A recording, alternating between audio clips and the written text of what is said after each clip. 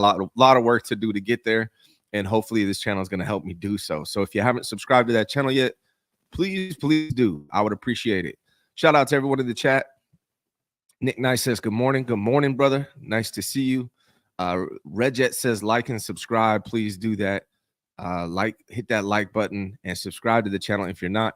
This channel will be over 10,000 subscribers by the time the season starts. You can believe that, I promise you. And then I'm going to get to 20 by the end of the season. Mark me down. But in the meantime, subscribe to my other channel. It's called Meal Tickets. I would very, very much appreciate it. Today is a live call-in show, but before we tap into that, I want to bring out my guest because I got a couple things that I want to talk to him about before we dive into that. So let me play this funky intro and bring my guy in. Let's do the damn thing. Are you ready? Ladies and gentlemen, please welcome Twin. How do you like that intro, my guy? What's up, man? Hey, it was cool. I just couldn't hear the sound though. You couldn't hear it? Could you guys hear it? Everyone hear it? Let me know if you could hear it. Hopefully y'all heard it in the chat, man. You couldn't hear the sound? I think, it said tap for sound, and by the time I was getting ready to tap it, it already came over here. So Gotcha. I couldn't get the full experience. Yeah, man. I'm trying to up this production, man, as well as for the podcast, because hopefully some people are starting to listen to it and not watching, and it'll help everybody. Dave Barclay, who's a great guy, I had the pleasure of talking to the other day. We talked a little real estate. Dave Barclay, just so you know, has a voice for radio. He's a construction man, a veteran, but if you talk to him, you would agree this guy has the voice for radio. Shout out to Dave Barclay. Says, I subscribe to that, Ryan. Interview me soon, bro. I will, brother. I will do that, man. Love to do that. Yes, make sure you subscribe to my other channel. It's called Mill Tickets, MILL Tickets. And we're going to be talking and interviewing self-made millionaires, man. There's a lot to be learned from those people. Have you subscribed to Meal Tickets yet, Twin? I haven't, man, but I will do so ASAP. You know what I'm saying? I make sure that I click that button, subscribe, and get a little notification as well. You know what I mean? Especially individuals who have developed the system and the patterns to create wealth. You know what I'm saying? Not just money, but a wealth in a way to continue to produce it as well. So anytime we can sit back and learn from you guys, man, it's an opportunity to soak in the information and try to be better for not only yourself, but like you said earlier, for your family as well in your lineage. So, hey, man, that's what's up. I like the good, that's a good look. Yeah, and the requirements are you got to be self-made. You can't inherit it. You can't marry into it. By the way, if you want to become a millionaire, probably the easiest way to do it is marry into it. Just a tip for y'all out there, single people. Marry into that money. That's probably the easiest way to do it. But I'm halfway joking right now, but I'm serious. And then while you're at it, make sure you subscribe to Twin. I don't know why I always put Twin Maker up here. The name of his show is Twin Empire. He is a twin maker. Maybe that's why. But the channel is Twin Empire, right? I was going by Twin Maker for a while. But I went on just, so it can kind of match the YouTube and the Twitter, so all of it can kind of be the same. I just went on and said Twin Empire, just left it at that. That's all. But definitely is a Twin Maker, you know what I'm saying? Yeah. This is a good comment, actually. This guy says, more money, more problems. I'll stay in the middle. Just my own opinion. I mean, there's truth to that, brother. Like, one thing, like when I was 20 years old, I wanted to be a multi-millionaire by the time I was 30. I wasn't able to hit that mark. But one thing I have learned along this path, and I'm 44 years old, is that I don't need to be a millionaire to be happy. And studies have shown that if you're paying your bills and you're comfortable, you're not going to get happier with more money. So more money doesn't lead to happiness necessarily. Doesn't always lead to more problems. It's more responsibility in a lot of ways. But for me, it's about providing I got 4 kids. I want to leave them a little something when I pass. But yeah, man, there's nothing wrong. If you don't want to be a millionaire, nothing wrong with that either. It doesn't necessarily, it's not going to translate to happiness necessarily. Twin, man, there's a lot to talk about, man. A lot of different things. And I'm going to drop the, the link for the chat so you guys can call in here in just a second. But I did want to share a couple things and I want to get your opinion. Real quick, we should probably talk about the breaking news before we get into anything else. the breaking news is the Texans are absolutely legit contenders. They just traded for Stephon Diggs. Man, let me read you guys. Let me read you something here, brother. Talk to us, man. Breaking news. Choo, choo, choo, choo, choo, choo, choo, choo. The Texans have Will Anderson and Daniil Hunter at defensive line. They got our boy Azeez Al-Shaair at linebacker. At DB, Derek Stingley.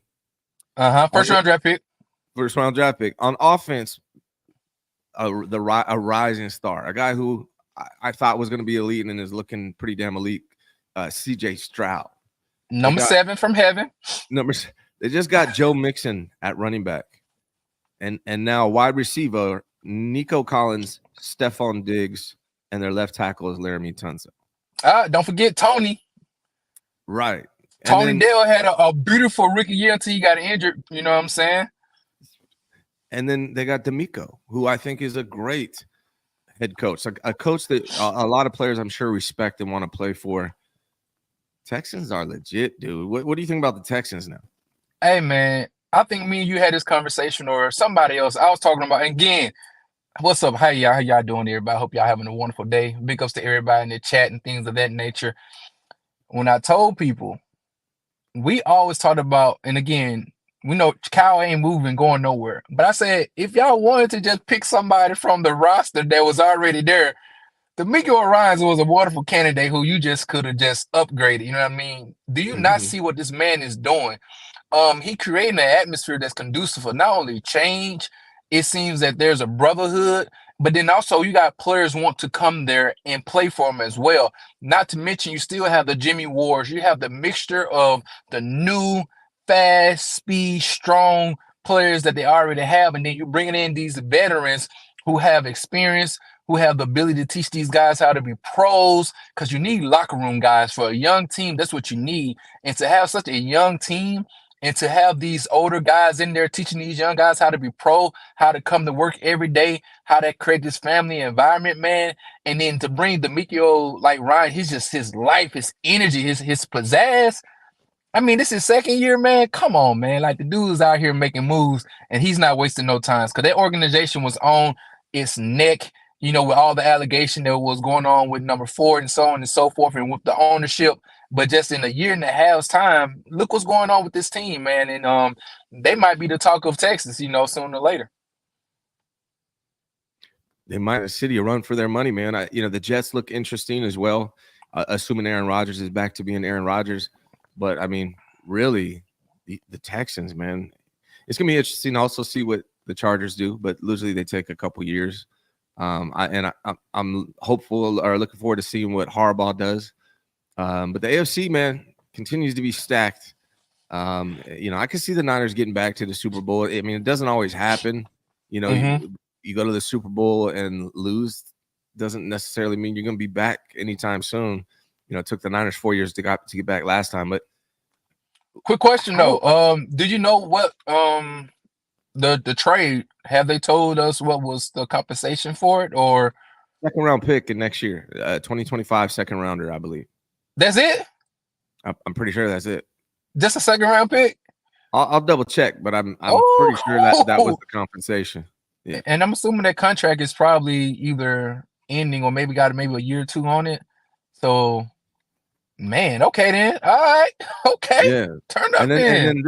And then this was my question. The guy brought it up. He says the real question, when the time comes, do you think DeMeco knows how to beat Kyle? I mean, he worked for Kyle for a long time. So it is actually a little nerve-wracking. How would you feel the 49ers play the Texans in the Super Bowl and Kyle Shanahan loses to DeMeco Ryans? What's your thought process on that? How you feeling? My first question would be, how many points do we score? Look, if we don't score more than 20, I'm like, okay, then, well, I won't even say nothing. I'm like, well, he's consistent. He's the model citizen and coach, and this team we are consistently where we should be.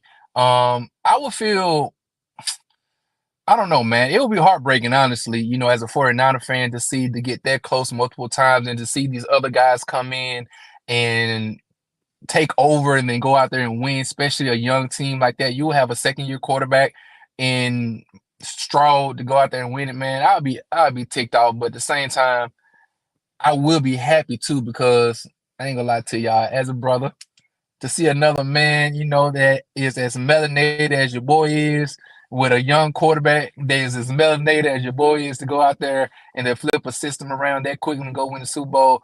I definitely will, tip my hat to them boys, because that's a very hard thing to do, and so that'll be my Yeah. feelings on that.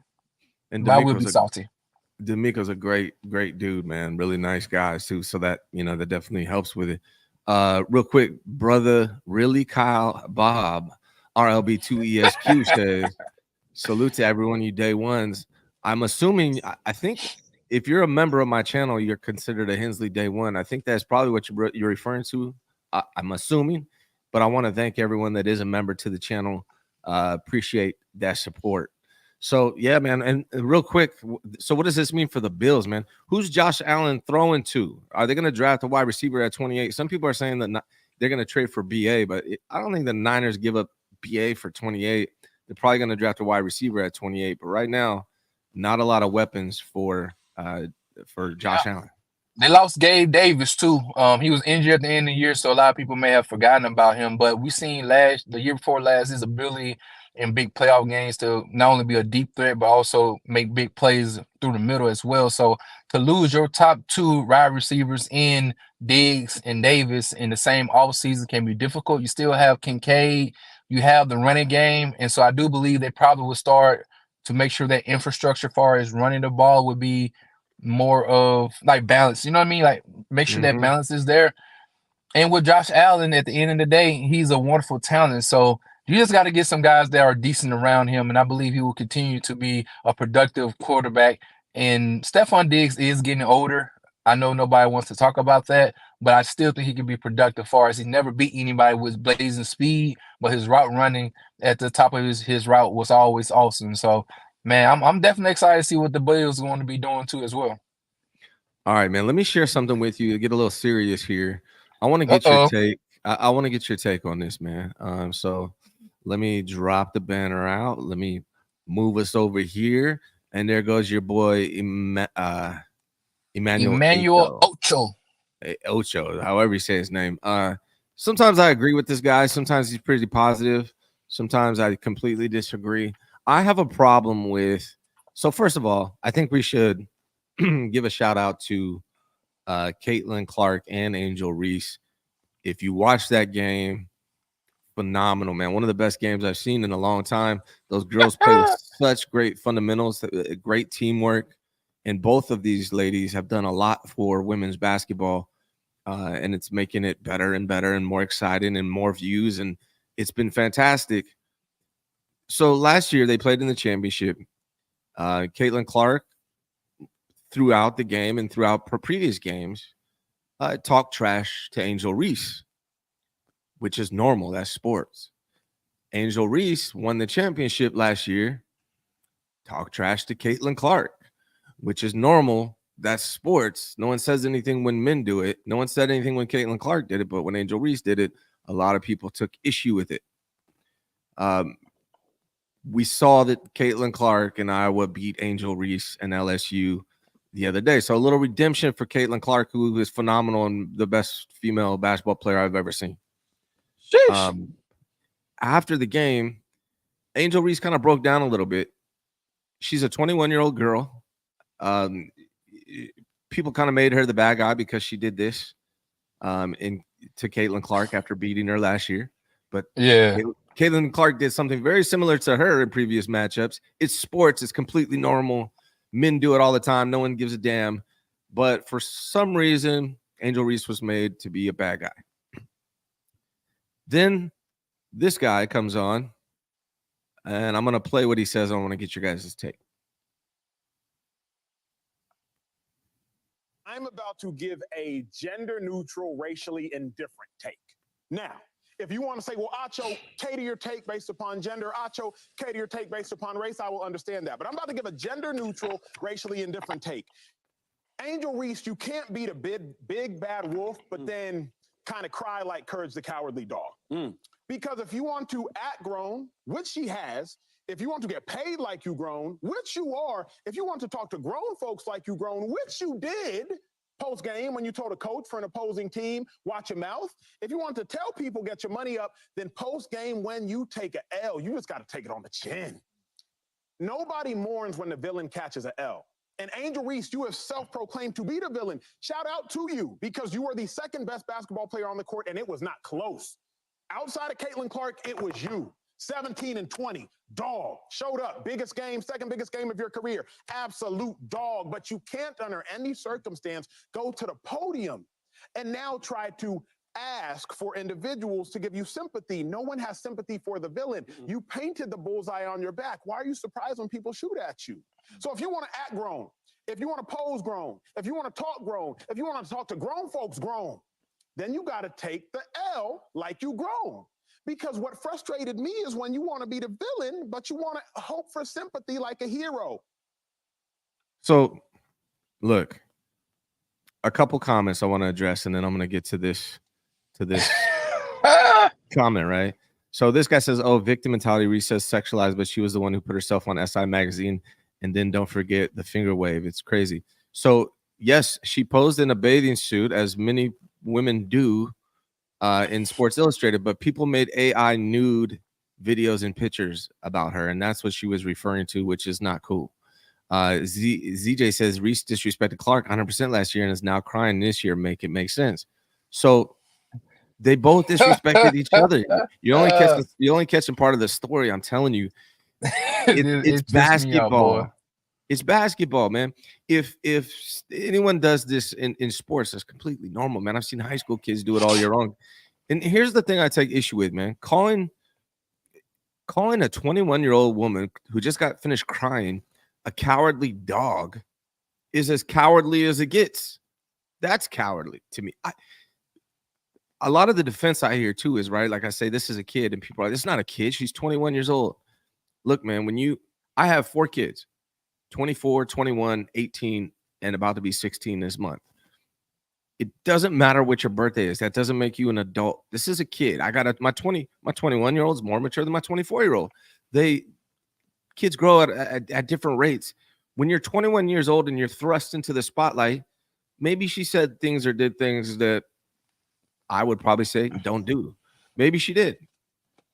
But she's a 21-year-old woman, and this 34-year-old man is on cable calling her a cowardly, a dog. I just think that's absolutely ridiculous. How do you feel about it, Twin? Man, I think the crazy part about this is the villain role it ain't like she asked for it. She kind of took it on because of what was going on surrounding her. Last year, if anybody realized that Caitlin Clark was killing the other team in the final 8, I believe, and she was mocking the other team, doing similar gestures and stuff like that. She was balling. And so in return, they play each other like any team. Okay, bam, you can get some, you know what I mean? So she returns the favor by beating Caitlin. And if you know anything about sports, it was left there. It's not like she got on the podium, was talking about what happened between her and Caitlin was her issue. She don't have an issue with the competitiveness of Caitlin, and she understands the greatness. If you understand greatness, you know that there's a competitive fervor that you have to be able to compete with somebody that's good. So you can go in the game and go toe-to-toe with her, talk your trash, and then at the end of the game, you say, hey, girl, you was the best person today. You won. Salute to you. Go out there and finish the job. And that's the thing that she said too. It's not like she was mad at Caitlin. I think her thing was the vitriol that comes behind the scenes of the notoriety that she had become, like the notoriety that she had received in. And I don't think that, like, okay, like you got kids too. We all know that 2021, I think there has to be a level of understanding that this person is going under because they're not a regular 21-year-old person. I asked anybody in the chat who has that type of energy, say, well, you 21, you grown. I'm quite sure if you was living underneath that microscope where everywhere you went, everything that you did, you had the magnifying glass, you had paparazzi outside of your window, you had the pressures of the world combating you all day, every day. At the snap of your finger, your whole life changed. Like, that's a lot. You see what I'm saying? To deal with. Yeah. As if these things are like doesn't affect somebody. It's crazy. And to call her Courage the Cowardly Dog, it's like, bro, she was crying not because of the game that she lost. She was just crying because of all the pressure, not only that she receives, but then her family, like the death threats, the name calling. You can sit there and not like somebody, and you can say, "Hey man, I don't like the way you rebound. I don't like the way you do this on the court." You could dislike or like critique her play, but then I think her thing is the personalize. Like when you make it personal and attack her as a woman or just as a person, that's what we have issues with. And we say the same thing with our guys on our team. We say the same thing when somebody take it away from being, the blocking of Debo, and then you try to make it personal, probably like, oh, well, I think he cares too much about fashion. You're like, wait a minute, man. Now you're making it personal. And so I didn't like that, man, especially he used this opportunity to kind of emphasize the negativity of it all, instead of just saying, hey, man, she lost.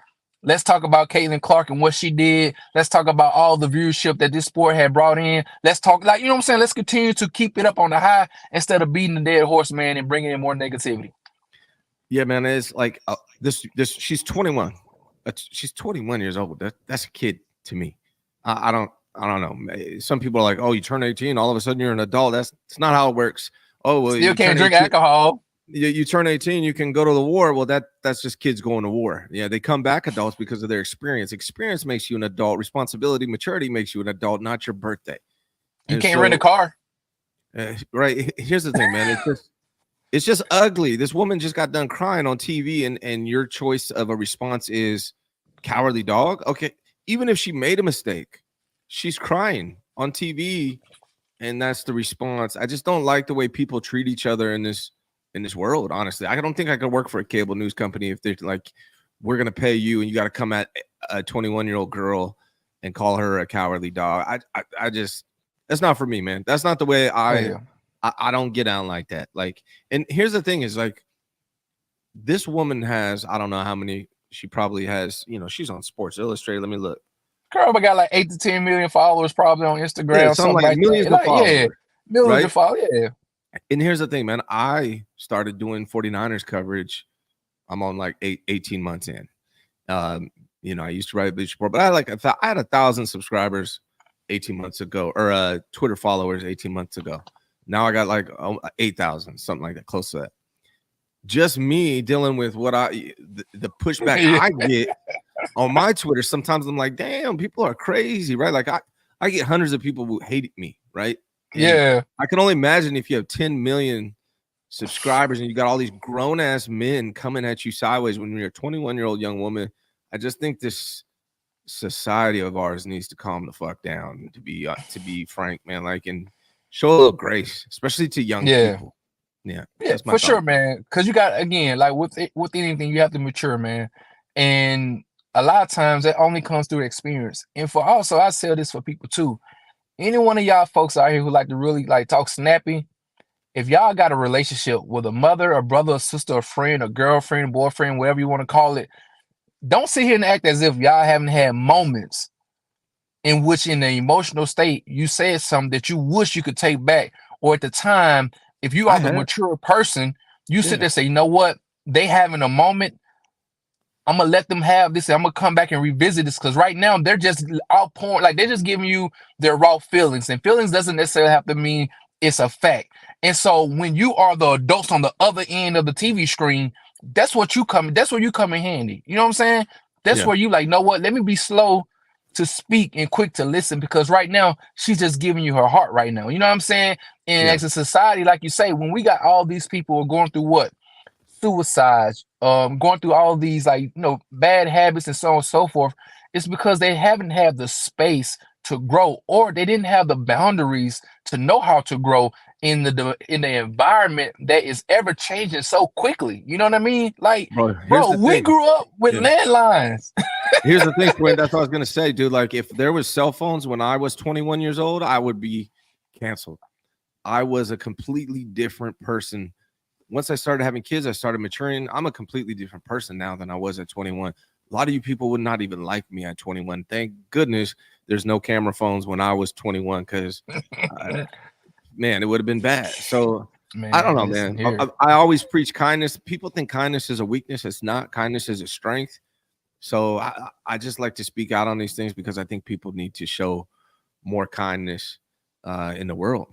To be real, Yeah, man. Yeah, you I said got it earlier. Grace, man. Grace is a beautiful thing, man. And grace is when somebody give you the ability that at times, like the scope to grow, when at times you might not even deserve it, but that's grace. You know what I'm saying? And like you said, boy, at 21, boy, I tell y'all, listen here.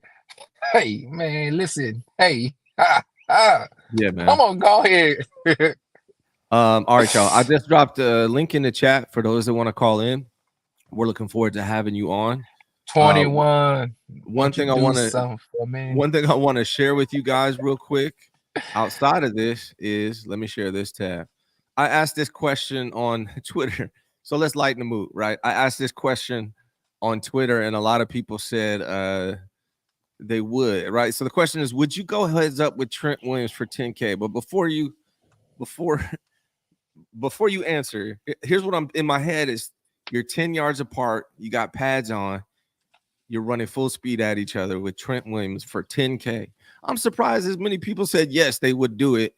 I'm 44 years old. Look, I grew up fighting. If me and you have it, like not me and you, twin, but me and anybody get in a fight, I'm trying to end that thing in like 5 punches max because I'm gonna get worn out after that, and I'm not going the distance. I'm old as hell. I'm not going heads up with Trent Williams for 10K, 10 yards apart, running full speed. I'd probably break my neck. But a lot of people said they would. Twin, I wanted to get your opinion. 10K, man, 10 yards apart. You lining it up, putting the pads on with Trent? Hey, saddle me up, man. Wow. Wow. Man, well, I like physical sport, you know what I'm saying? And yeah, listen here, I'm quite sure it's gonna hurt, but I'm a thrill seeker too. And that's the one thing, the adrenaline rush that I will have is so cool to me. And so I'll probably partake in it just because of that. You know what I'm saying? And then just the opportunity. It's not Are you like gonna to are me, you I got gonna really pads are you on. gonna go you're gonna go heads up, or you take like going low on him? Are you really gonna try to lay this man out, or are you just taking a dot? Like for real? Well, if I go low, I think he's going to do the two-hand shove and just push my face mask into the grass. If I go high, 9 out of 10s, he's going to, the force that he has, the strength that he has, he's going to knock both of my feet from underneath me. And so that's probably be more of a concussion because my head going to have the whiplash. And so by saying that, I would rather go low and just let him just, bury me into the ground and leave it at that. You know what I'm saying? I'm gonna need more. I'm gonna need like 50,000 to go heads up with Trent Williams. I'm real 10K and enough to be out of commission for a month or so, and I probably would be if I had done the thing. All right, y'all, it's time to call in. It looks like Johnny C's backstage. I put the link in the chat. We are on our live call-in show right now. One more time, let me pop it in one more time before I pop Johnny on. 1 second. Shout out to Johnny C. That's not the chat. That's the comments. Here we go. Here's the chat. Links in the chat. Call in. Especially, and I don't see many people here, but there's a lot of people that talk a lot of trash to me, but they never call in. If you're one of those people watching in the shadows right now and you don't like Ryan G. Hensley, sorry for speaking in the third person, but if that's you, call in, man. Explain yourself. Let's talk. All right, buddy. Johnny C's backstage. What's up, Johnny? What's going on, Ryan? What's going on, twin? How you guys doing? Good, man. Good to hear from you as always. What's up, Johnny? Ryan, just so you and twin know, I dropped 4,800 on the Niners to win the NFC again. Ah, man. Well, how much did you win last year? Share with everybody how much you won last year. Put 5,300 up and won 8,300 profit. There you go. Look at Johnny, man. Big man. We're gonna call Johnny Reno. Where do you live? You live? Don't you live in Reno or Vegas? Vegas. Johnny Vegas. That's your new name, Johnny Vegas. Hey, that's a nice name though, Johnny Vegas. Yeah. Johnny I like Vegas. that. Change it. I need you to change your username to Johnny Vegas. Everyone call Johnny C. Johnny Vegas from now on. Johnny, are you going heads up with Trent Williams for 10K? No, I like my health, but yeah, right. Here's the thing. Yeah. The NFC hasn't got any better. Ayuk's going to sign at some point. In real time, body by body, we probably got better from a health standpoint. And I listened to Armstead's interview. Yeah. He wants to talk disrespect. You know what's disrespectful, Ryan? Missing 13 games in 2 years and thinking you can still get paid all that. True, but I'll say this: health isn't a choice. No, Offering I them got $6 it. million is. You know what I'm saying? That's a decision the Niners made. Like my opinion on Armstead, man, like he didn't deserve the money he was paid based on his performance and his health. So I get that 100%. I understand why the Niners wanted to move on from him. Not worth it, especially at the money they were paying. I understand that 100%. I think they upgraded with the guys they replaced him with. They got a two-headed monster instead of an injured Armstead. I agree with all that, but to me, don't offer the man $6 million. Just tell him you're trying to move on, because that does. I feel him on the disrespect. That does seem a little disrespectful, because he ended up getting what, 3-4 times that amount. So I see both sides. But I got good news for you. Mm. The offensive line has been kind of quiet. I think they're finally going to bite the bullet and draft offensive linemen. They're going to. At what point, though? What point in the draft, John? Jordan Morgan, first round. Jordan Morgan. Are you putting 5,300 on it? I trust the process. Are you putting 5,300 on it now, Johnny? Come on, Johnny Vegas. I'm talking to you. Talk back to me. I'm confident, Twin, that that's who they pick. Really? Okay, are you putting 5,300 on it, Johnny? Come on now. On that? Yeah. As much. How much Not would as you much. how much would you put on that they're even drafting a lineman in the first round, Johnny? He'll put a band on it. $2,000. You'll put $2,000 that they draft an O lineman with the first draft pick. Yep. You guys heard Johnny Vegas, man. Hit him up if you want to take that bet. I don't know. I might take that bet, because last year I thought they were going to draft an offensive lineman, and they didn't draft one, John. And here's the thing. DeJuan Jones was on the board when they got their kicker and their 2 tight ends that never saw the field. I mean, I hear you, but at this point, you can't have a handicapped right side of your offensive line and expect that to work on offense. You have to be able to run on both sides of the line at some point. We know that. But that's been the issue for years, though, Johnny. And they still haven't changed. You know what I mean? And even you and I know that. You and I know that, Johnny. Twin knows that, Johnny. Everyone watching that knows that, Johnny. But it doesn't seem like Kyle believes that. Kyle's more about a system guy, and they just extended Colton McKivitz and paid him $7 million. I've been saying for 2 months now that I think the starting offensive line week 1 is going to be the same line that played in the Super Bowl. And I'm sticking with that, man. I'm sticking with it. And I expect them to draft some guys, but I think they're going to be trying to find system guys in the later rounds. That's what I think. The only other guy you could pick at 31 if you just stay there, because I think he'll be sitting there, is Kool-Aid McKinstry. Yeah. That's the only other guy, and I understand why you would do that. I know what it would look like. On paper, that would be very good. I can't sit here and lie to you. Yeah. But I love the Collins move. The Floyd move was nice. He's better than Chase Young. He doesn't take plays off. He's going to get his 9.5 to 10 sacks. We'll see. I think they're going defense, man. I think they're going defense with that first pick, bro. The linebacker, I mean, he's better than Oren Burks. He's better than Oren Burks. Talking about Gray? Devondre Campbell or whatever. Oh, you're talking about the guy we signed. Yeah. I'm sorry. I thought we were talking about the draft. I lost my train of thought. No, I mean, from a free agent standpoint, I think we've done okay. Not flashy, but solid.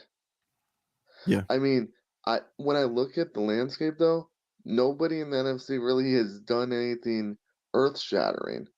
I mean, people were worried about the Rams, and then Aaron Donald retired. I'm not worried about the Rams. What about the Lions and the Packers? What are you worried about them? The Packers got Josh Jacobs. Not really. Jacobs is nice. He's a running back, Ryan. Johnny tweeted to me, I don't think the NFC got better. And then I retweeted it, and I need to find that because Jesse had a lot of answers for you. Did you see that? Let me pull it up. Because while he's pulling it up, I think about it this way. In the playoffs, for a team that kind of staying packed like we are, we necessarily hadn't got too much better either, and we barely beat the teams that we played in the NFC Championship game and also in the division round. And so for those teams who are young teams that are coming of age, where we have this mature team that has been there and not necessarily taking care of business when we should have, I think we got to make sure that their potential is yet to be met. Where a lot of times we're kind of tapping out in certain, like in a lot of our key areas, we are tapping. You see what I'm saying? And so I think also coaching, we're not going to talk about it because, it's been, a couple months now, but have our coaching staff gotten better, and I'm talking about at the top, because we can sit here and get as many players on the D line, offensive line. When it comes down to the big moments, do we understand what part of the game that we're at and what moves and calls we need to make? Because at the same time, this has been the same issue no matter what player's been on our roster. Yeah, and Johnny, here's Jesse's answer real quick, and then I got to go. I got Todd backstage, and I got my boy Mansa backstage. So let me read off. I retweeted what you tweeted me. Johnny said, Ryan, as a 49er fan, I'll remain optimistic because if you're in the NFC, what team has actually gotten better? Not seeing it. Here's Jesse's response. He said, yes, LOL. Lions improved their secondary and D-line. Rams improved their secondary and O-line. Lost Donald. Packers improved their secondary and running back. Eagles roster-wise are flat with changes everywhere, some improvements, some backstays, but their coaching staff is vastly improved. Seattle has better coaches, relatively flat roster-wise. So, yes, the NFC has improved. Johnny, you got 10 seconds, man, and I got to get someone on. What's your response to Jesse Naylor responding to you? I'm trusting the process on what I see, and as long as Jared Goff is still the Lions quarterback, I'm not seeing them jump ahead of us because I don't see him with that it factor. And as far as the Packers go, I like Jordan Love, but he still has a lot to prove. Yeah, and he still has a bunch of unproven wide receivers. Yeah. All right, man. You guys hit up Johnny Vegas. He just said he'll drop $2,000 that the 49ers will draft an offensive lineman in the first round. If you want to take that bet, hit up our guy Johnny Vegas C. What's up, John? Thank you for being here, man. I appreciate you. Have a great one, guys. Peace out, Johnny. Have a good one, man. Good to talk to Johnny. All right, next we got Todd Labor and then my guy Mansa backstage. Todd, what's up, bud? Hey, buddy. How you doing? I'm good, man. Good to hear from you. How are you? I'm doing good. Same old. Just sitting in my apartment in my room. It's raining like cats and dogs here. Right Just on, man. Raining. The news, watching the weather. You still playing your instrument? What instrument you play again, bro? The saxophone. Yeah, I'm going to practice it later on after the soccer game. Manchester City's playing a big game today in Premier League soccer. After the game, I'm going to practice. Right on. Well, we'll get you on here sometime playing that thing for us. What's Thank on your mind, Todd? Before you dive into your thoughts, man, are you going to head up with Trent Williams for 10K? Oh, hell no. He can kick my ass. What else is on your mind in regards to these Niners, brother? I'm not even that muscular. I'm not even that strong. That's my arm. So I'm not even. He'll win 10 times over. Oh, he's gonna beat everybody, damn near every single fan. But the question is, you're gonna get beat. We're all gonna get beat. But the question is, is it worth? Would you do it for 10K? I give some of it to my mom. There you go. That's a good son right there. That's a good son. All right, man. So what else is on your mind, man? How you feeling about this upcoming draft? How the Niners did in free agency? Niners did good. I was watching the Iowa LSU game. Angel Reese handled everything with class. She doesn't deserve to be criticized and stuff. I couldn't be prouder of her. Yeah, man. That's good to hear from you, man. What else is going on out there? Where you at again? Where you living? Bear, Delaware. That's right, man. Delaware's a beautiful place, man. Yeah, they got a lot of parks and trails and stuff. Yeah. All right, man. My last question for you: Niners gonna be better or worse this coming season? I hope they're better. Oh, we all hope they're better. What do you think they are? Do you think they will be though? Yeah. Better than Super Bowl. That's all we know now. That's better. Yeah, you gotta win it. Yeah, Super Bowl. Super Bowl, baby. Bowl or bust. They better win the Super Bowl. Yeah.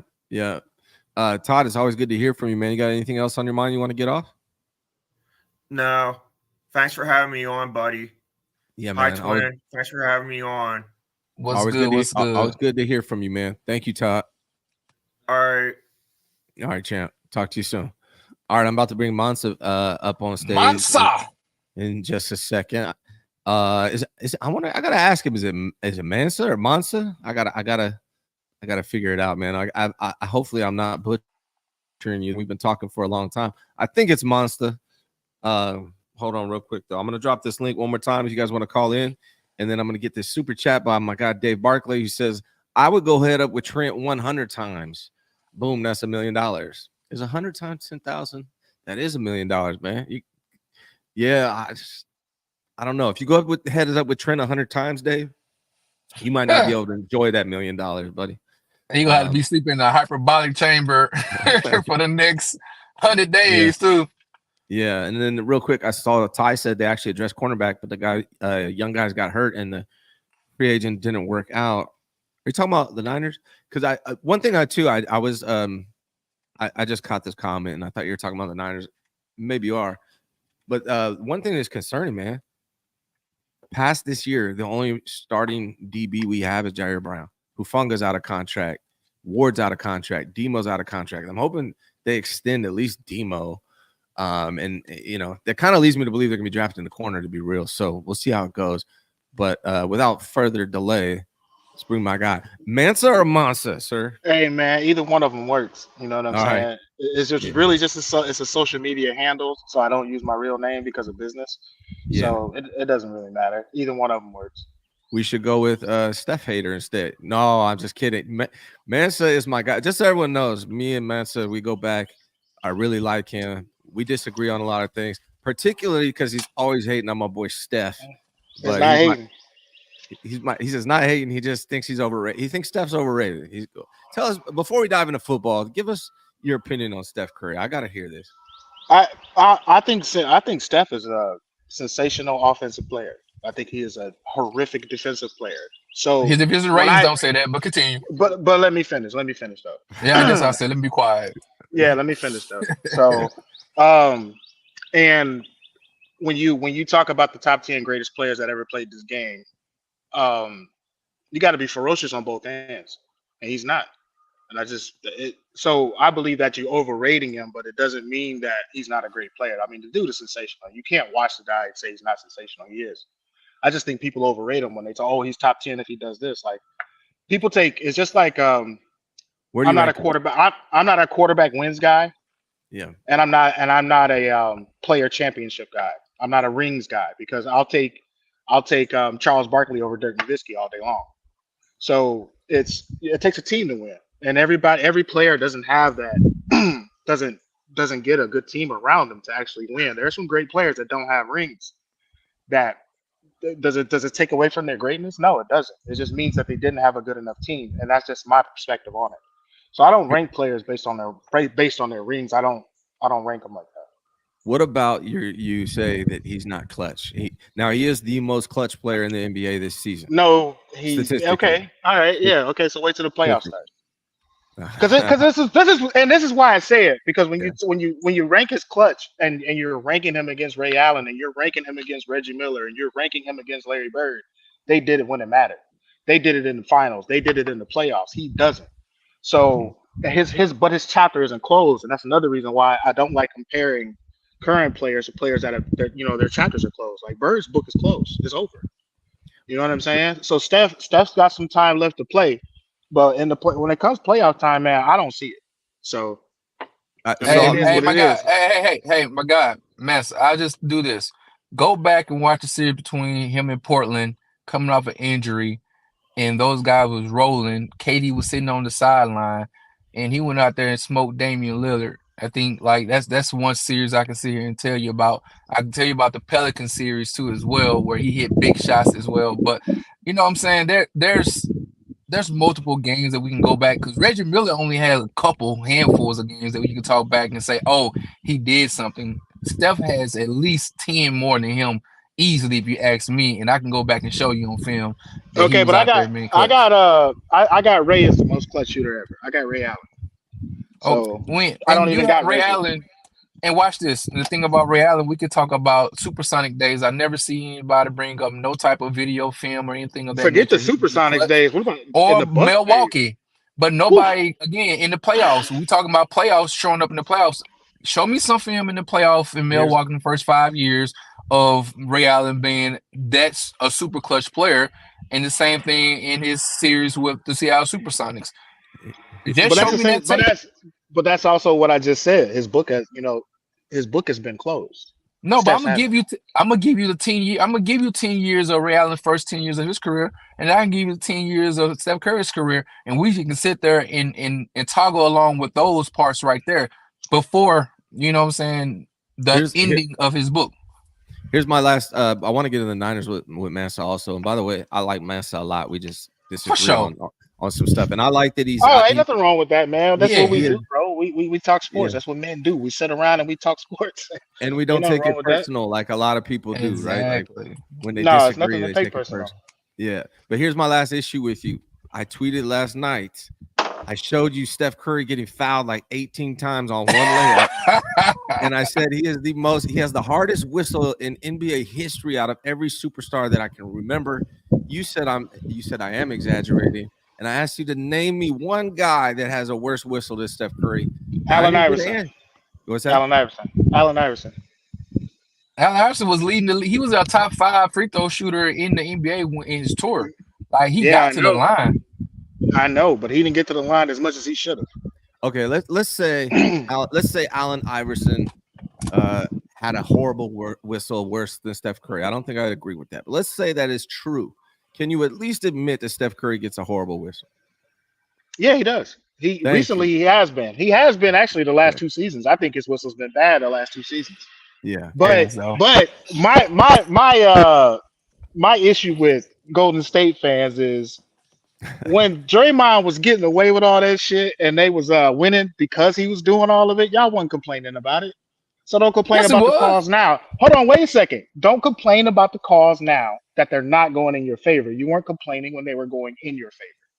Don't complain about them now. But that's normal. You accepted those wins.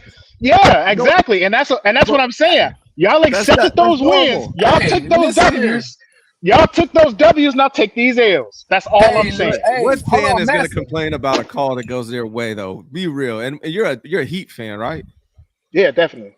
Yeah. We don't get calls go our way, but it is what it is. You know what I'm saying? Yeah. We don't have the superstar power that gets that, so it is what it is. But we play defense over here. You know what I'm saying? We ferocious on that defense over here. So it's all good. Like Butler. I do like Butler a lot. It's all good, man. Let's talk Niners, man. What's on your mind in regards to these 49ers? Man, look. So bang, bang. I've never thought that Brandon Ayuk was going to get a second contract with the 49ers. Really? And I've always felt this way. I think Brandon Ayuk fits what fans want for their team culture-wise. You want a Brandon Ayuk. I don't think he fits with Kyle's culture. And I'm gonna take it back. I'm gonna bring up some people that ain't on the team, but this ain't about them. I really ain't trying to hear that shit. But I think he went in the doghouse because he was bullish on Trey Lance starting as a rookie. And because if you noticed, that's when it came out. It was in Trey Lance's rookie season. So if he's sitting over there like, no, we need Trey to start. No, we need Trey to start. And you got the Cabo clique wanting their little buddy, the Jimmyettes. You got the Jimmyettes pushing for Jimmy. It's going to cause some friction. And then when the Jimmyettes, they kind of do what they do and they get Kyle's ear, it's like, hey, man, Brandon's, causing disturbances on the team, trying to push for Trey, and we want Jimmy. Because if you notice, that's when it all came out. When Trey got used in that halftime game, right before the half, and they put him in, and he took some stats from Jimmy. Okay, well, the team rebutted against it. I'm pretty sure Ayuk was for it. And it's just like when you seen Kyle when he watched Trey Lance throw that touchdown pass in preseason and ran out on the field. And you seen Kyle roll his eyes. Oh, they were happy their boy scored. You know what I'm saying? I just think that there's a culture difference. I don't think Brandon Ayuk is that ass-kissing type that these other players are. He don't get down like that. I come in, I go to work. What I'm here to do is in between these lines on this grass. And that's what I'm about. So what do you think is going to happen to on this grass? What do you He's think will gonna get happen? traded. They're gonna play him on his 5th-year option, depending how he handles it. They're gonna play him on his 5th-year option, then they're gonna tag him and trade him. He's not getting a second deal with San Francisco. This culture does not fit him, and he don't care. This Hey, you culture know don't who fit him. Hey, you know who he is though, and I tell people he's like Jimmy Ward. You know what I'm saying? Yeah, Like Jimmy he Ward has didn't the fit same here either. personality. I'm not an And ass even kisser. Right. not one. And then even when 100%. you hear like some of the live like talks that they have on live, him, Jimmy Ward, I've heard certain things even in the locker room where he's talking about we're not scoring enough, the ball's not getting distributed. You know, it's like he says this 2 years ago, but Right. nobody says anything about it. And Brandon, like, man, even with the Super Bowl, hey, how do you feel about Trent Williams winning the Super Bowl? He's like, bro, man, this is my first one too. I'm trying to listen here. Right. And I think he's the type of person people forget he went from JUCO. So it's not like he was always this highly talented individual. He had to work hard to get where he wanted to go as well. And so when you see the difference in how people are being shown in the locker room, it affects you. You know what I'm saying? And like you said, you got some guys like him. He's like, man, whatever, man. I ain't got time for all that. You know what I'm saying? Right. And so on top of that, he knew that little quarterback competition fiasco was bogus. He's sitting right there. He know that shit is bogus. He ain't gonna like no shit like that. You watch That's this. You watch Trey work his ass off in the offseason to come in here and look better than a 4-year player, and then y'all play him to the left like that. So then you look at the captains. Who are the captains? And then you look at those captains and you look at them in the Super Bowl. Debo played like shit. You look at Trent Williams. The Super Bowl may have been his worst game of the season. You look at George Kittle. His famous thing for the Super Bowl is High George, and then he was invisible. And then you look at Juszczyk. Well, okay, whatever. So you look at those captains, and you look at the captains up and down. Brandon Ayuk does not fit. He doesn't fit that. And so you look at Lenore, and you look at the progress that Lenore has made. Brandon Ayuk had a lot to do with that. And so if I'm going to have a captain, if I'm going to have a player that I extend to multiple years and pay a lot of money, he's out there challenging players, and players are becoming better because of his challenges. Who is George Kittle made better? Who is Kyle Juszczyk made better? Who has Trent Williams made better? Fred Warner. Don't forget Fred Warner too, man. Who is Fred Warner made better? In the Super Bowl, you see Fred Warner give up that third down. I don't know if he was tired, but he sure didn't have the effort when Mahomes ran by him and got that big third down. That was late in the game. So I just don't think that he fits the 49ers culture. I think he's too much of a dog for them. So you look at Debo. Mesa. And when I meant Fred Warner, I meant y'all remember during the offseason, right? When they was going through that play and Fred hit that man after the whistle, and then Brandon Ayuk got on the field, you know what I'm saying? Was like, hey man, he was ready to come. That's what I'm talking about. Like that dog mentality where I'm gonna go out there and I'll attack you, you know what I'm saying, and take up for a boy who probably won't be on this team, but I got his back. I just wanted to throw it out there, make sure people understood what I was trying to talk about. Go ahead. So I've always been anti-Trey BA because I think he does literally everything right, everything you want. But that being said, every player has a price that I would consider. What price would you be okay with moving on from BA? What price would I be okay with they saying no to? You mean? No, like if the 49ers trade Brandon Ayuk, what would it have to be for in order for you not to be annoyed with it? I'm gonna be annoyed with it. It doesn't matter what they get. Really? Even if it's top 15? You don't. Hey, look here, man. You go get a first round, go get a 15 pick, and you go get whatever, right? Mm-hmm. But is that? Do you know for 100% sure that player is going to come into your training camp and make players around him better? Do you know that? Because here's the deal. You set a precedent with Debo. You paying Debo $22, $23 million a year. Debo play half the game. He take plays off. Everybody can see it. He takes plays off and he gets $23 million. So you go trade this man away that never takes a play off because you don't want to pay him more? Well, he's worth more because you set the bar. Yeah. You decided that. You know what I mean? So no, there isn't any compensation that I'm going to see and be okay with, and with you letting Brandon Ayuk go. And if you're paying attention to the Diggs trade, even though he's further along in his career, those were future picks. The trade market for a wide receiver, even at Brandon Ayuk's age, that's going to demand a contract, it's not high. It's more second roundish than it is first roundish because this draft is so heavy on wide receivers. So teams would rather have these wide receivers. Well, I can groom them myself. I get him on a rookie deal. I don't have to pay him $125, $140 million. I don't have to do that. So why would I trade you a first round pick for? So I don't think the market is there. Brother Bob says, whoever's talking is spitting facts.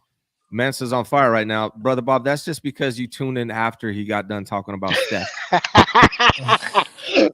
Hey man, look, man. I think, and to be honest, man, Steph's been a top 3 player. Steph has been a top 3 player in the league longer than people gave him credit for. And I can honestly go to my Facebook and pull up posts from 2000, just early 2000, early in his career. I'm like, this is the MVP. Y'all ain't paying attention. Y'all need to watch this man and watch what he's doing. So I can go dig up some posts. So I'm not anti-Steph. I just analyze, what I'm seeing. So when I say, hey, this player is overrated, I'm not saying they're garbage because I can't say that. I'm just saying like, hey, were y'all trying to rank him? He don't belong there. That's it. Yeah, you hate my ranking. Because I mean, is it bad to be a top 20 player all time in the NBA? Yeah. Is that bad? Yeah.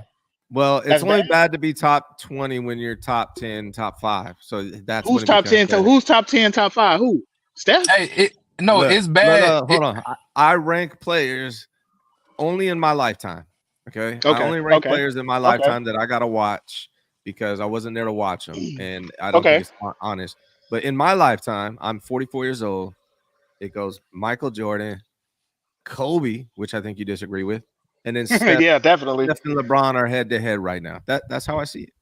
Okay, so I don't really like to compare across generations, and I feel what you're saying as far as players that you watch, but there's a reason why I don't do it. And I'm not dismissive. I refuse to be dismissive of what the players in the 60s had to go through. Could you imagine playing for a team and you got people in the stands calling you the N-word and you represent for their team? You know what I'm saying? 60s is a whole different beast. So and then on top of that, you look at Oscar Robertson, Mr. Triple Double. You do know back in the 60s, if they dribbled the ball after they caught your pass, you can't get an assist for that. You can only get an assist if they shoot it immediately. They can't, like if they take a dribble, you don't get an assist for that. And he averaged 10 assists for a whole season, like 4 or 5 times. So I just think that there's a lot that goes into it, and I really don't like to have the ranking conversation. But if I'm gonna have it, my list is gonna be dominant offensive players that were dominant on the defensive end. Those players are gonna come before anybody, and that's just my way of looking at it. Yeah, and these are all relative, anyways, objective. Like it's perspective. It depends on what you value, but Steph Curry literally changed the game of basketball, and he's the greatest shooter of all time. Okay, one thing I want to ask you. And I have to ask this to you because you're a basketball coach, right? Mm-hmm. What is the point of drawing up a play? To score, execute it. Is that to score efficiently? Yeah. Okay, and that's why you overrate Kobe Bryant. He's one of the most. He wasn't very efficient. You know why? You know why I value Kobe so high? No, I don't. And why LeBron will never be better than Kobe and Jordan to me? LeBron's better than Kobe. Never. He's not better than Mike. He's not better than Mike. Let me tell you why. Hold on. Let me tell you why. The reason why Steph Curry and LeBron will never be better than Jordan and Kobe to me.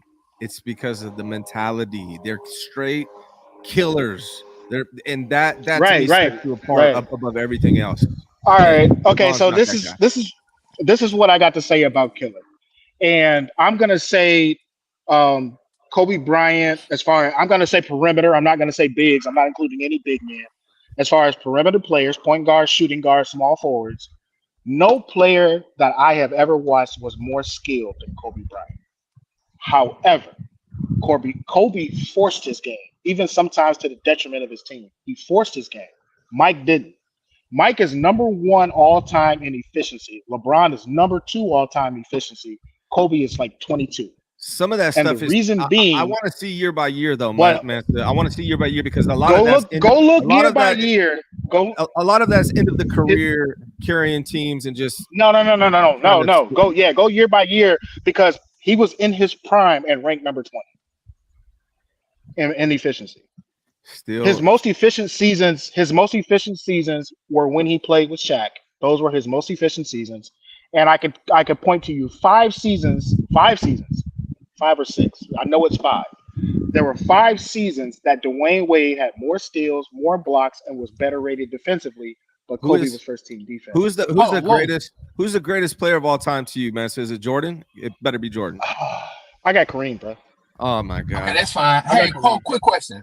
Because you said something about defense and you said in your top 5. But see, I think it's difficult to put perimeter players and big men in the same comparison, man. Right. If I'm going perimeter players, I got Mike 1. If I'm going big men, I got Kareem 1. You know what I'm saying? I got 2 people backstage, man, but I could talk to you and debate you for hours. Hey man, we gotta link up. We gotta link up. I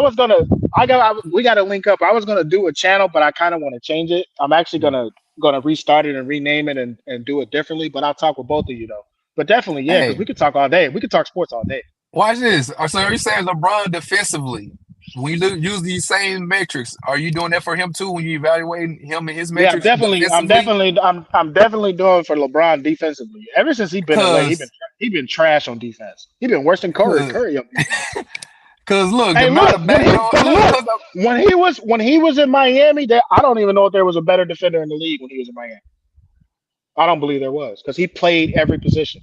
He was shut down. If your point guard was your best player, he was guarding them in the clutch in the fourth quarter. He wasn't guarding no centers though. He guarded a center in a 2-minute spurt. But anyway, that's a whole nother thing. We can definitely get down in that. We can talk. We can definitely talk. We can definitely talk though. Definitely. We'll do this on another day, man. A great call, man. Great to hear from you as always. All right, man. Y'all be cool, man. Y'all be easy, man. Sure.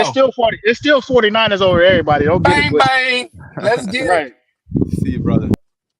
All right, man. I love talking to him. Real quick, I got some super chat. Man, this is great, man. Even when I disagree with him, I love talking to him.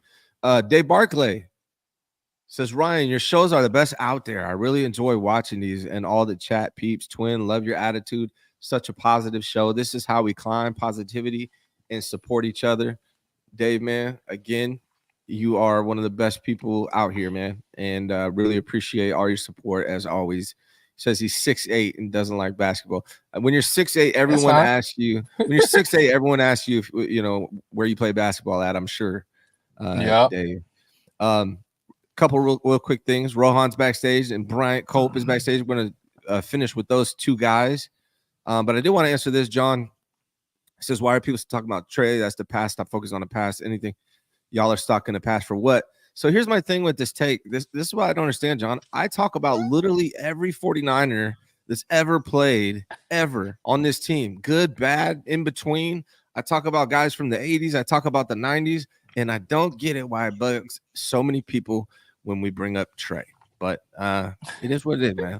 Let's we got Rohan up here, man. Rohan. What's up, man? How y'all doing, man? How y'all doing? Yeah, good, man. The legend himself, Rohan Chakravarthy. Half AI, half human. Hey, man. I'm just here.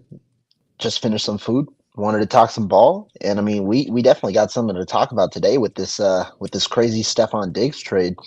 Wanted to hear. I mean, I know both y'all probably talked about it a little bit ago, but wanted to hear your thoughts on it and how it kind of relates to the Niners, because I want to bring something up after that I feel is becoming a little more prevalent today in the NFL. Oh, okay. Well, I'll go first. I thought for as the Texans, I think it's an awesome move. You bring in the veteran wide receivers to help continue to cultivate those other guys like Nico Collins and Tank Dell. Like you want to bring somebody who can not only help them with their route running, but show them. There's things that he can show them on film and tape, far as understanding the disguises of the defenses and so on and so forth. Because you know one thing that Josh Allen has seen almost everything because of his capabilities, his throwing power, his running capabilities. He's seen all types of defenses, and so he can sit back, help groom Stroud as well. And I think that's just an overall good piece to bring in there for a young team like that. And DeMeco Ryans, for a second-year head coach, to bring in a talent like that, continue to bring in these pieces like an Al Shazier. You just gotta tip your hats off to that organization and what they're doing, going out there and making moves. They're not being stagnant as well, and they're developing the team. They go on defensive line. They got a good offensive line. They got special players in all 3 areas, as far as 3 phases on the offense, 3 phases on the defense. Joe Mixon, I know a lot of people might not say nothing about him, but he's been a consistent player for the Bengals. I mean, for Cincinnati since he got drafted. He's been a healthy player since he's got drafted, and he's been one of the everybody talk about, we love Christian McCaffrey and what he does. He does it at a very high level. But if you want the off-brand, what I'm saying, a nice little generic version of, man, go ahead, go get your boy Joe Mixon. So I just love that pick for him as well.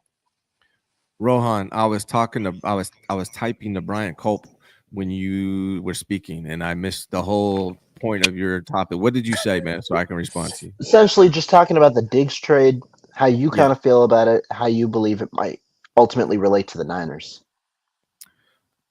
The only thing I think it relates to the Niners is that we might see the Texans in the Super Bowl, and then on top of that, I think there's going to be a wide receiver off the board when Niners draft at 31, because I imagine the Bills take one at 28. They really need to get some dudes over there. So I don't think it relates too much to the 49ers. A lot of people saying that means BA is going to the Bills, but I mean, like, not for 28. No. He won't. I would be surprised. It'd have to be maybe some futures if they do that. So I don't really think it affects the Niners much, but what do you think? I mean, if you're talking about Brandon Ayuk, I don't see that. I don't even see them trading for T. Higgins. I think the point of the move is you understand you have a franchise quarterback in Josh Allen, and this is the price of when you pay a franchise quarterback. It's tougher to, have a roster where you're paying top-end contracts, especially as players get older and older. And so to me, that's what I see. I see them moving off Diggs because they're losing believe they're losing $3 million in salary cap because his dead cap hit is around $31 million. They're just absorbing the dead cap hit. But unfortunately, when you look at the future of that deal and the guaranteed money that he's owed, it's tough for them. It's a little tough for them probably to carry that out. And you saw the amount of players they lost this year. So I don't hate it for the Bills because I thought that, especially when you look at guys like Keenan Allen getting a 4th round pick and things like that, for you to get a future second, pretty good. As for Texans, I think that right now you're in a window where you understand you're trying to capitalize as much as you can with the rookie quarterback, and they're doing it as early as possible, which I think is the best way to go, unlike other teams who have a rookie quarterback. Of course, you're going to have to deal with questions. Now, when Nico Collins deserves the contract, do you pay him? Or because you already have a big contract, what do you do? But I think those they'll address down the line. Sure, 2nd round pick might be a little bit of a steep cost, but overall, I think Texans have one thing on their mind, and that's to win. The question, though, I want to bring up to you guys is, I think you're now seeing a trend, right, where quarterback and receiver, especially at receiver, where you're seeing when star quarterbacks emerge and they get paid, they are kind of being thrusted to carry a team rather than maybe the talent around them. As a receiver, gets traded. You've seen it with Green Bay. You've seen it with Mahomes and Hill. You've seen it. I mean, Keenan Allen's a thing that I just brought up. Stephon Diggs now. I wonder, does that add any emphasis over the next year or maybe even 2 years, knowing that might be the case when the 49ers might have to pay Brock Purdy, that you might maybe in the future, 3-4 years down the line, have to trade Brandon Ayuk after potentially already moving Deebo Samuel? Well, for one, we'll see what they do with BA. I mean, yeah, that is the problem with paying quarterbacks. And I made a list yesterday about like my tiers, that quarterback tier thing that you can make. Right. I only have about 8 players, quarterbacks total that I'm fully confident giving the giant quarterback bag. And Brock Purdy's not one of those guys yet. I need to see what he does this year. But I had like 10 or 12 dudes that I'm really not confident giving the bag because there's only like 7 or 8 elite quarterbacks in this league. And those are the guys to me that you go all in on and pay $50 million a year.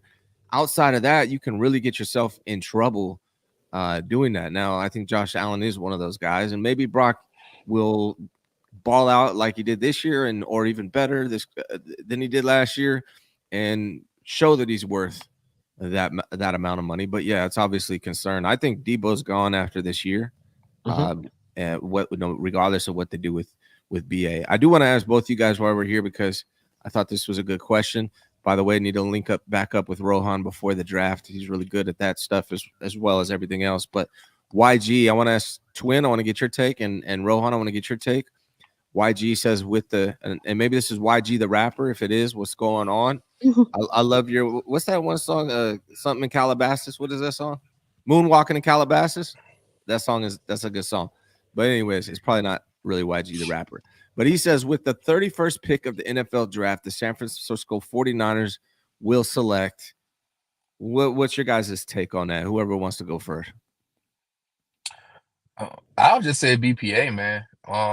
It's the Niners. So I think at the end of the day, whoever's the most skilled, talented player at that position at that point in time, go get talent, man. At the end of the day, you're going to be like Rohan was just talking about. You're going to start losing some guys, and you need to be able to have somebody who can come in there and be effective and an impact player at the end of the day. So go get the best player available. I agree with him. Yeah.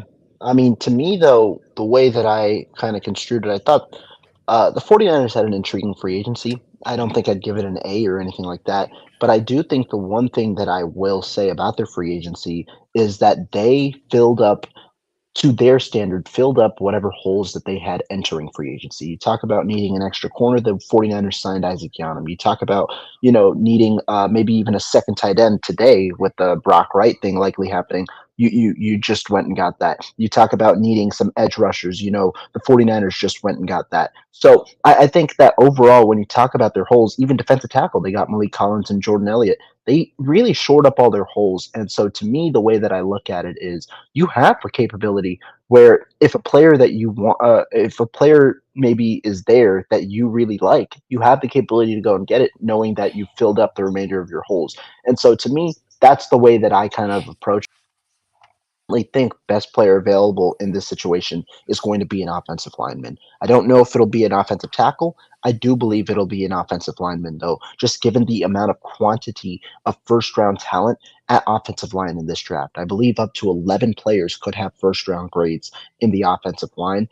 And so that's kind of where I personally kind of look at it, in the sense that I think the offensive line is just going to be BPA. Yeah.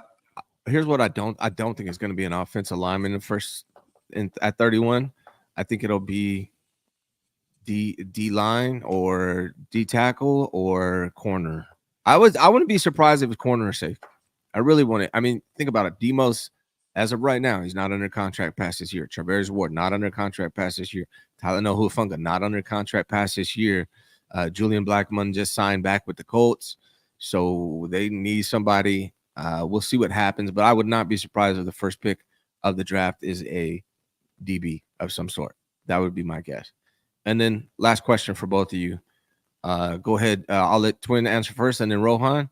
Dave Barclay, again, with the super chat. Thank you, buddy. Says, anyone honestly believe Brock is worth $50 million? And I can give you guys my take if you want. I'll say right now, I would not pay Brock $50 million. He played great last year. It's a very small window. It's a year and a half. There's not many guys I would do that with. I mean, to me, guys that are worth $50 million, Mahomes, Allen, Burrow, Stafford, Lamar, Rodgers. And I know this is premature, so it's contradictory, but from what I've seen from Stroud, I predicted Stroud was going to be a great NFL quarterback before he was even played in the NFL, and I saw it to fruition. I really think Stroud is going to be that guy, but even him, it's a little early. Outside of that, I don't really want to pay anybody $50 million to play quarterback, but that's my take. Twin, let's get yours, and then we'll finish with Rohan. Hey, I'll tell you this. There's a guy by the name of Dak Prescott, right? And I know a lot of 49 fans, they talk about him in a bad way and negatively. Yeah. Oh, Dak does this, he does this. Now, by the numbers, though, if you want to go by numbers, Dak has some wonderful numbers as a quarterback. And then you want to go by pay, Dak's finna get paid. I think it's like, what, $54 million this year? And then the next year is like 60-some million.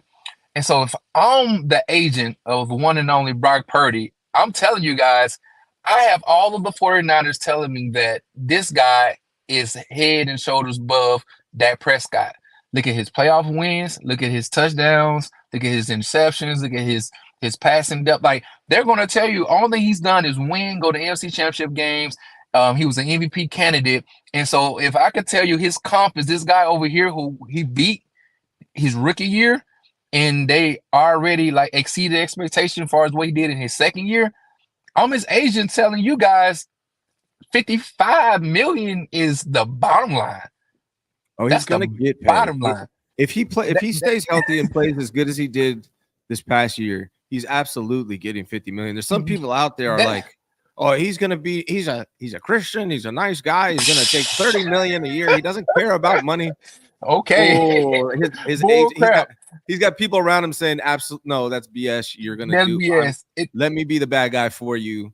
And that's bullshit. But Rohan, would you pay? And I say real fast. If the market, the cap keep going up too, and so just add $6 to $7 million to that cap because it's going to go to the quarterback anyway. So if it was 55, it probably like 62. But that just my 2 cents on it. That's the minimum as far as how much yearly his annual is going to be, and his bonus, as far as his signing bonus, gonna be ridiculous because you owe me for back pay. If I'm Brock, you owe me for back pay. But that's it. Go ahead, go Rohan.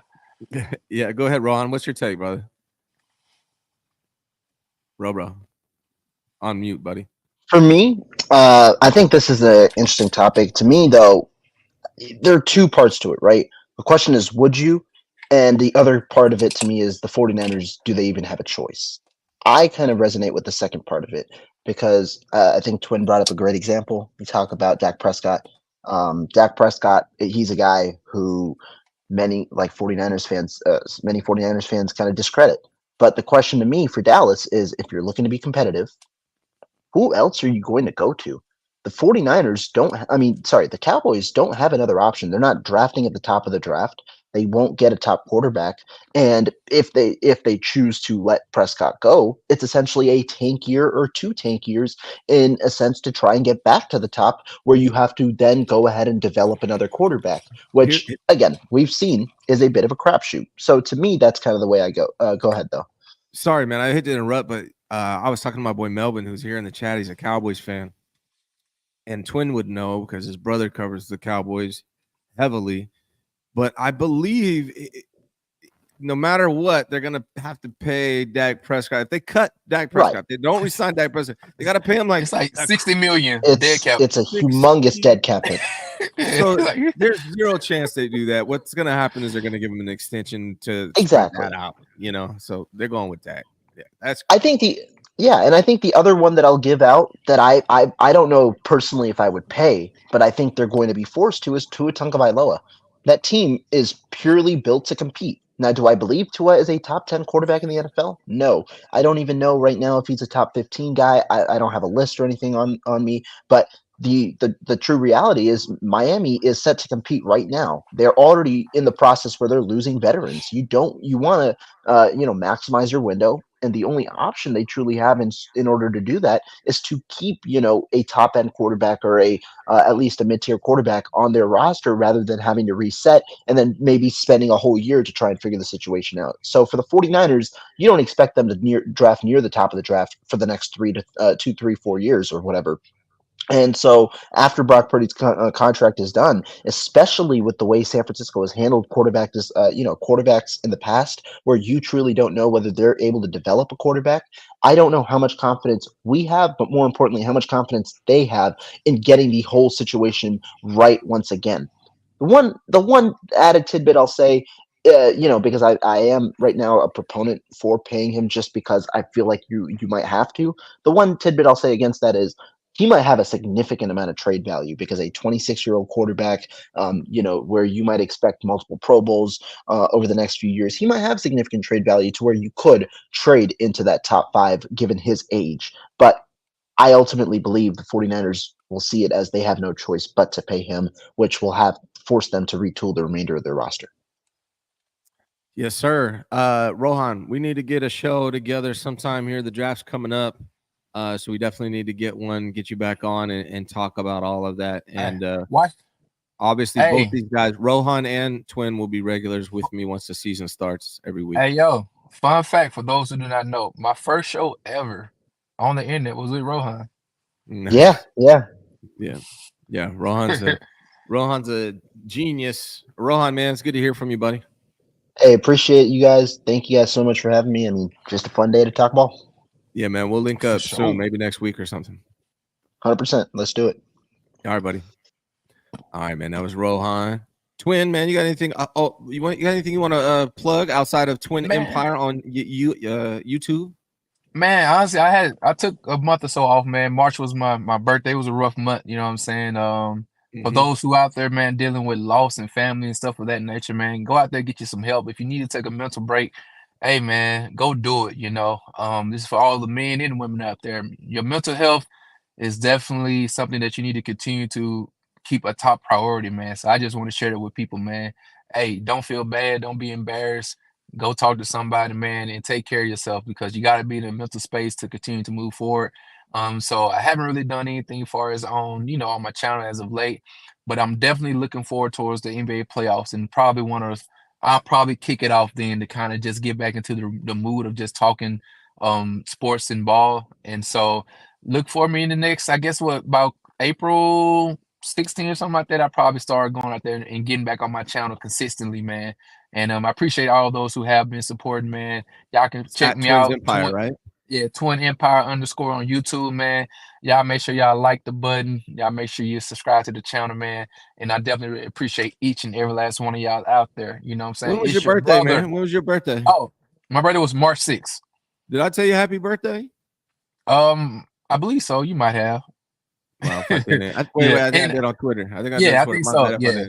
Nah, you good, man. Again, it's your favorite brother from a different mother with the beard like no other, man. Love you guys. Appreciate my boy always coming on, supporting, helping me out, man. Again, keep doing your thing, Ryan. I love what you're doing, my guy. Thank you, man. Thank you. Good to see you. I love your energy, man. And we'll have you back on a regular basis once the season starts and I go back to 5 days a week. This season, I'm going 5 days a week at 9 a.m. I know right now I'm Monday at 9 a.m. I'm Wednesday at 10 because that's only when coach can go. And then I'm Friday at 9 a.m. again. This season is going to be 5 days a week, 9 a.m. regardless.